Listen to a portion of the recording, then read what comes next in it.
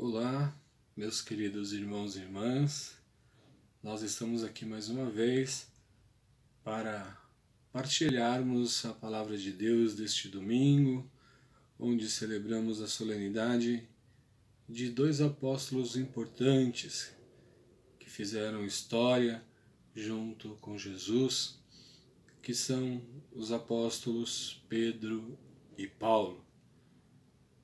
Pedro foi aquele que negou Jesus na hora do seu julgamento, mas nós vamos ver que hoje Jesus faz uma pergunta direta aos seus discípulos e Pedro responde claramente que Jesus é o Messias.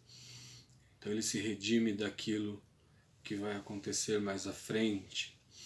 E Paulo é aquele que passa a ser discípulo.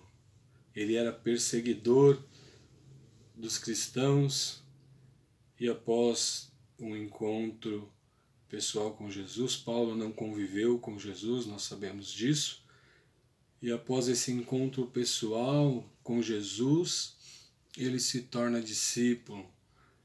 Ele se torna discípulo de Jesus, se torna apóstolo de Jesus, e então ele passa a pregar o Evangelho.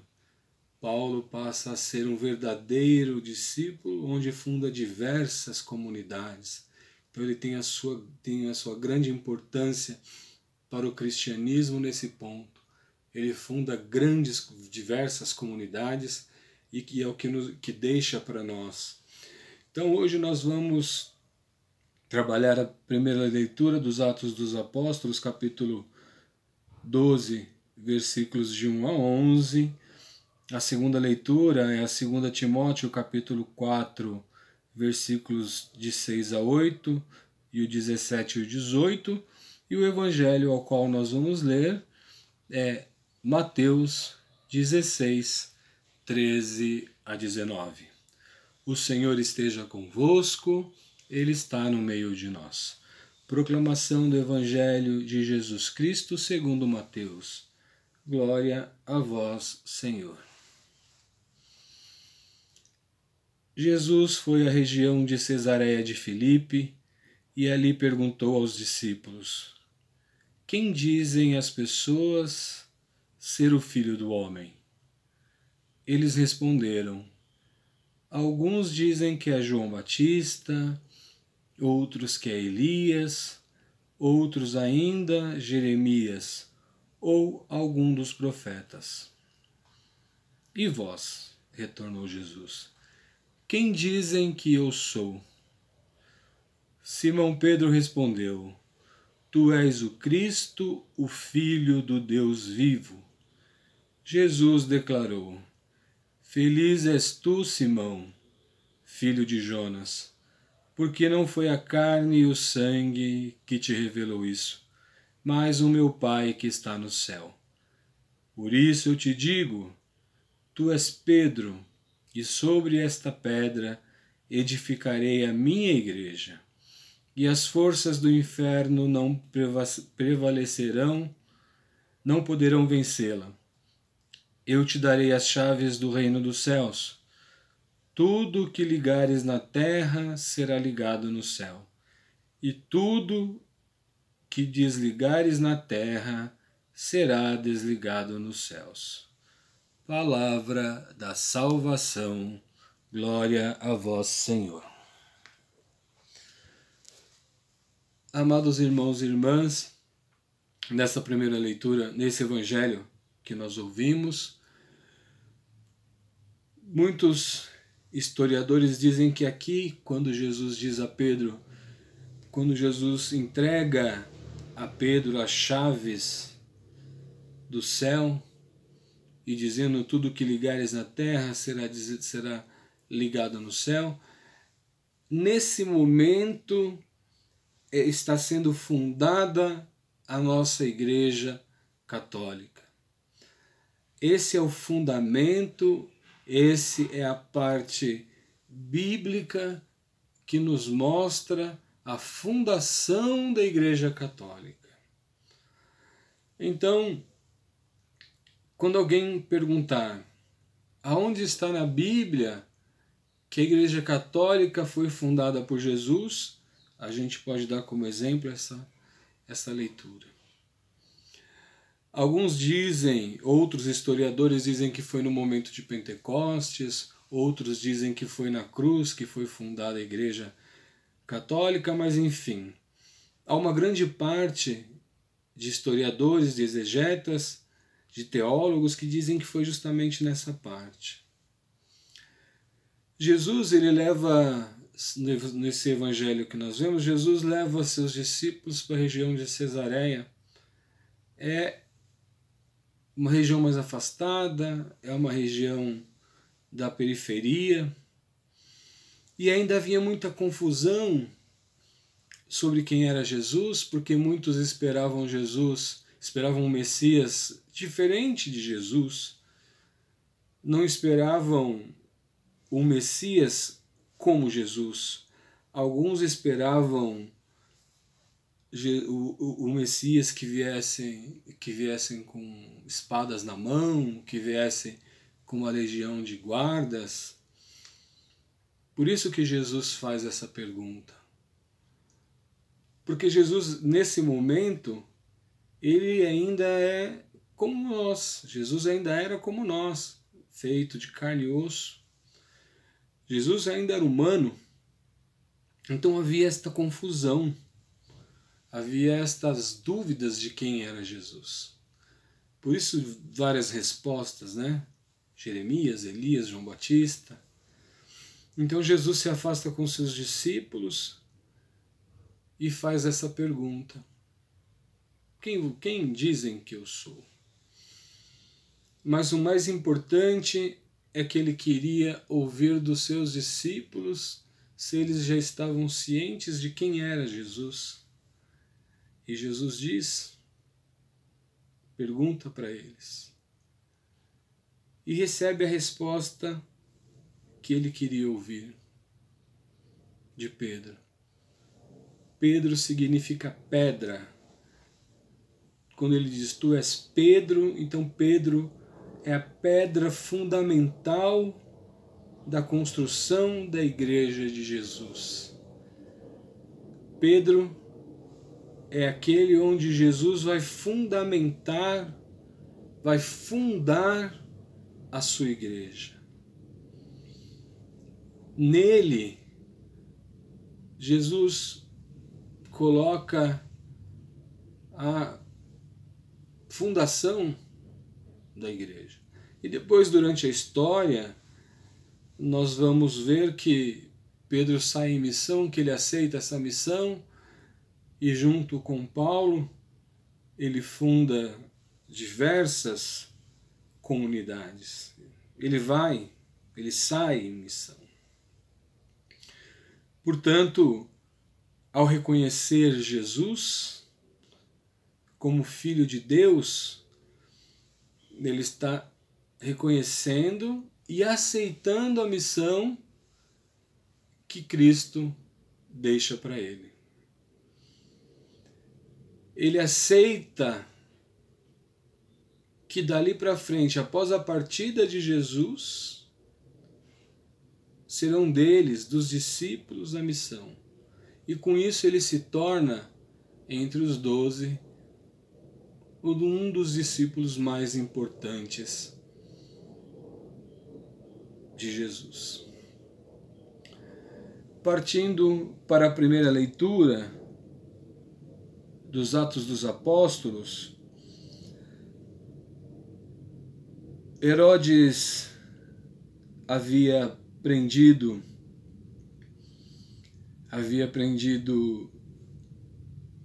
Tiago, havia prendido Pedro, ele havia mandado matar Tiago havia sido morto, Tiago, irmão de João, mandou matar a espada Tiago e prendeu Pedro. Pedro estava preso. Pedro estava preso, acorrentado e vigiado por uma legião de 12 soldados, aliás, 16 soldados. E Herodes, ele tinha a intenção de apresentar Pedro como fez com Jesus no dia da Páscoa, que era a celebração da festa dos pães sem fermentos.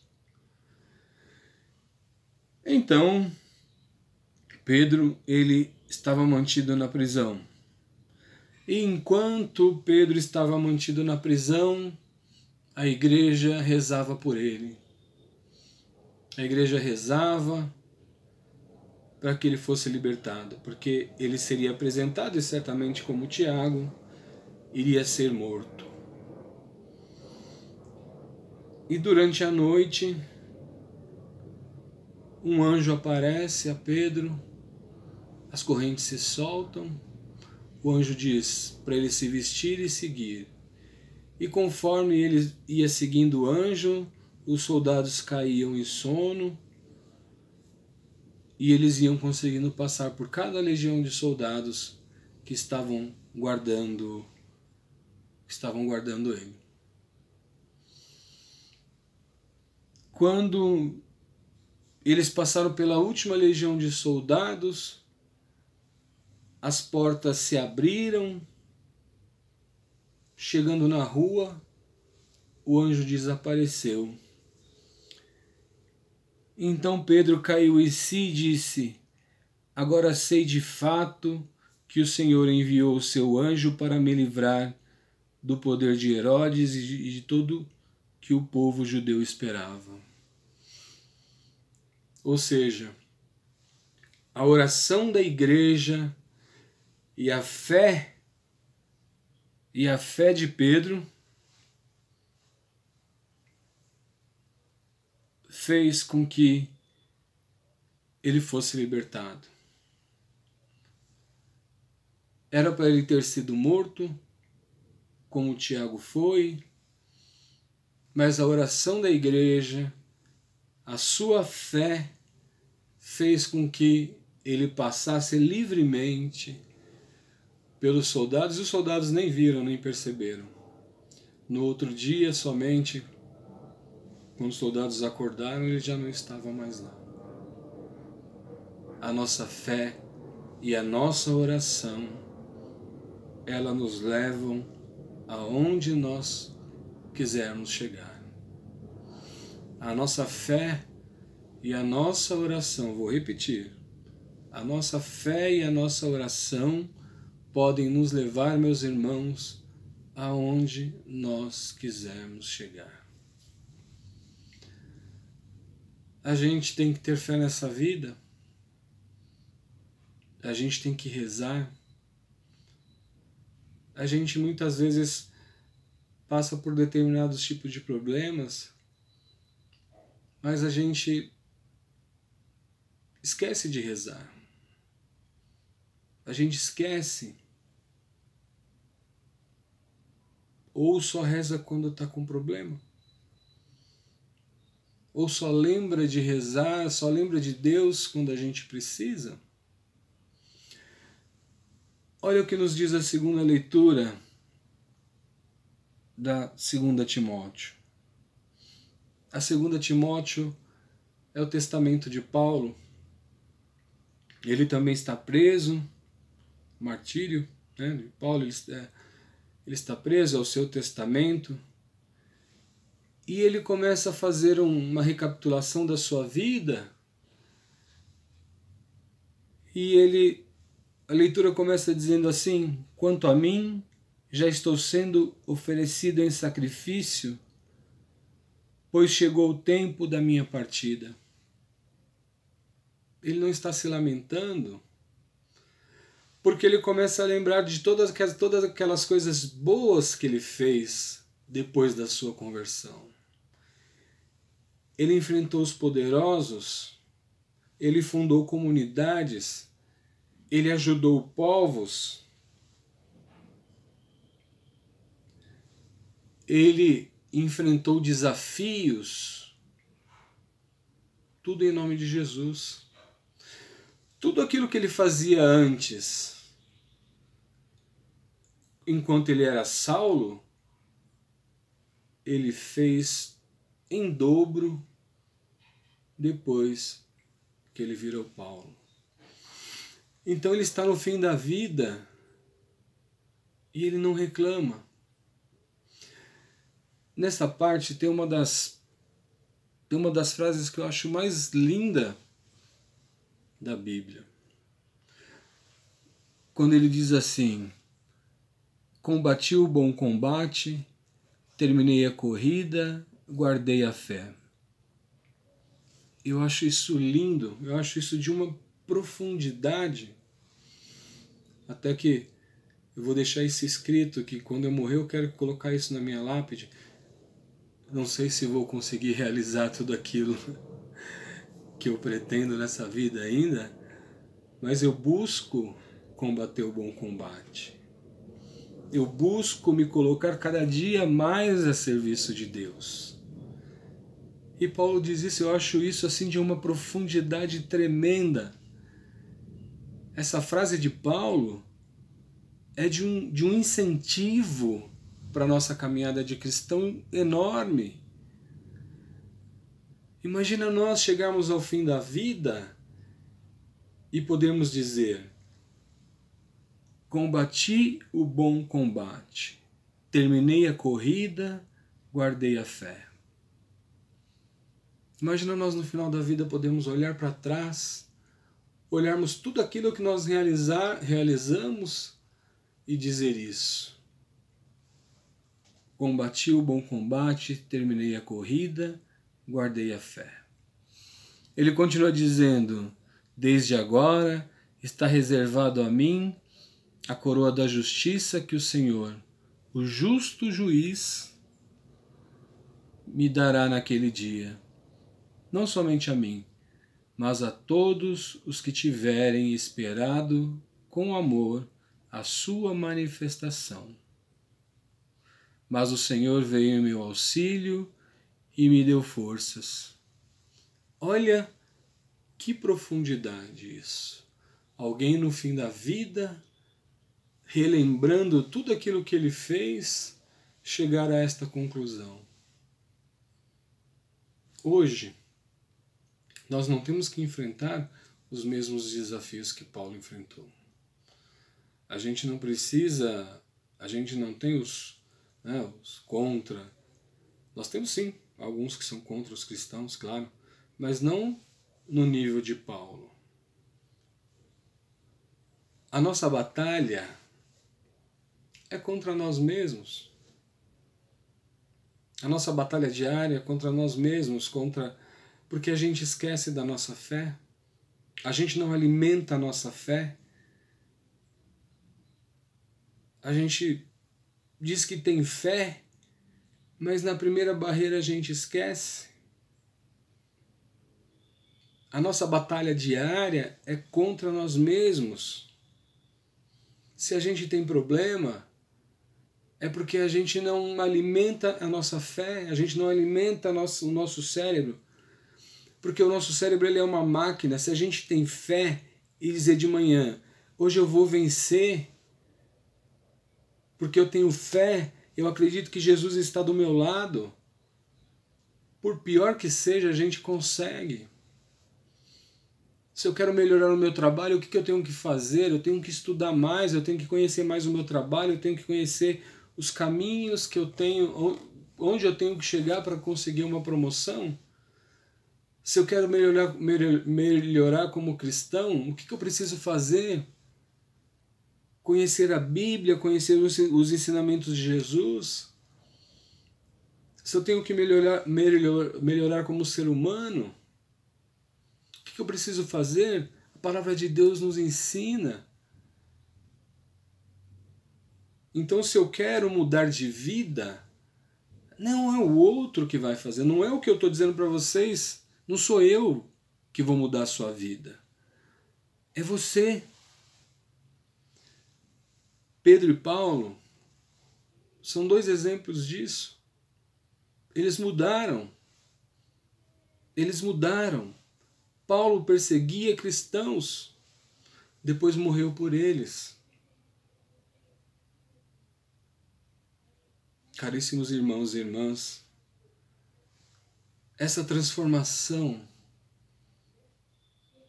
está na nossa mão. Essa mudança de vida está na nossa mão. Acorda de manhã, faça a sua oração, mas com fé. Está chovendo, está frio, não interessa. Faça a sua oração e diga que o seu dia vai ser melhor e acredite nisso. Saia de casa com um sorriso no rosto. Você vai ver que nada vai atrapalhar o seu dia. Por mais que a condução esteja lotada, por mais que o trânsito esteja complicado, se você rezar e acreditar nisso, nada vai tirar do seu caminho. Hoje, mais uma vez, eu quero rezar por todos aqueles irmãos e irmãs que nos pedem orações, mais uma vez rezar pela recuperação do Diácono Camargo, por todos aqueles irmãos que estão enfermos. Hoje, essa semana, recebemos informações de alguns diáconos do interior que estão em tratamento pela Covid. Vamos rezar por eles, por todos os irmãos e irmãs que se encontram desempregados, e por todos nós, por todos vocês que me acompanham no meu canal. Peço que ajudem a divulgar o canal, peço que convidem outros a participarem, a se inscreverem neste canal. Quanto mais pessoas a gente conseguir evangelizar, mais pessoas vão ter acesso à Palavra de Deus. Então, você que ouve as minhas partilhas, convidem outros, tragam mais pessoas, para que a gente possa juntos ouvir, para que a gente possa juntos partilhar a Palavra de Deus. O Senhor esteja convosco, Ele está no meio de nós. Pela intercessão de São Pedro e São Paulo, abençoe-vos o Deus Todo-Poderoso, Pai, Filho e Espírito Santo. Amém. Tenha um santo e abençoado domingo.